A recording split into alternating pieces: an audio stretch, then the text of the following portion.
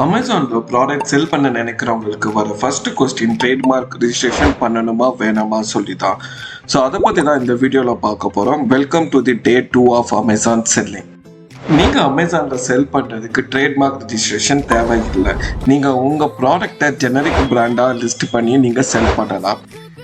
ஆனால் நீங்கள் அமேசானில் செல் பண்ணுறதுல சீரியஸாக இருக்கிறீங்கன்னா நீங்கள் ட்ரேட்மார்க் ரிஜிஸ்ட்ரேஷன் பண்ணிவிட்டு உங்கள் ப்ராடக்டை லான்ச் பண்ணுறது பெட்டர்னு நான் சொல்லுவேன். அது எதுக்குன்னு ஒரு எக்ஸாம்பிளோட பார்க்கலாம். நான் இப்போது 2 ப்ராடக்ட் எடுத்திருக்கேன். ஒன்று பார்த்தீங்கன்னா ஜெனரிக் பிராண்டாக லிஸ்ட் பண்ணியிருக்காங்க. இன்னொன்று ப்ராப்பர் ட்ரேட்மார்க் ரிஜிஸ்ட்ரேஷன் வாங்கிட்டு இந்த லிஸ்டிங்கை போட்டிருக்காங்க. ஸோ நான் இப்போது என்னோட செல்லர் அக்கௌண்ட்டில் போயிட்டு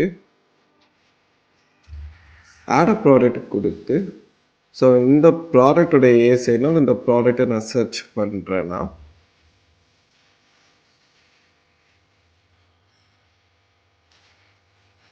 ஸோ நான் ஜஸ்ட்டு இந்த செல் திஸ் ப்ராடக்ட்னு கொடுத்து நானும் இந்த ப்ராடக்டை செல் பண்ணலாம்.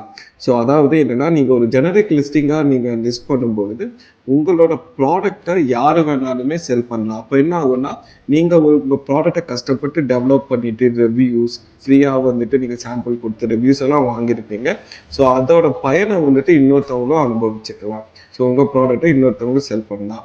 அதுவே இப்போ ப்ராப்பராக ஒரு ட்ரேட்மார்க் ரிஜிஸ்ட்ரேஷனோடு வாங்கி லிஸ்டிங் பண்ணியிருந்தீங்கன்னா ஆட் அ ப்ராடக்ட் கொடுத்துட்டு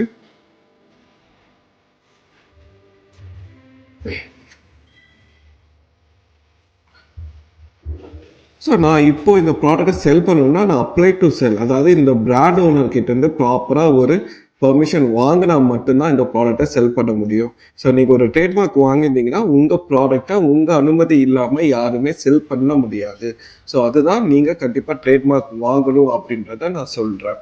இப்போது ட்ரேட்மார்க் பற்றின ஒரு நல்ல புரிதல் உங்ககிட்ட இருக்குன்னு நினைக்கிறேன்.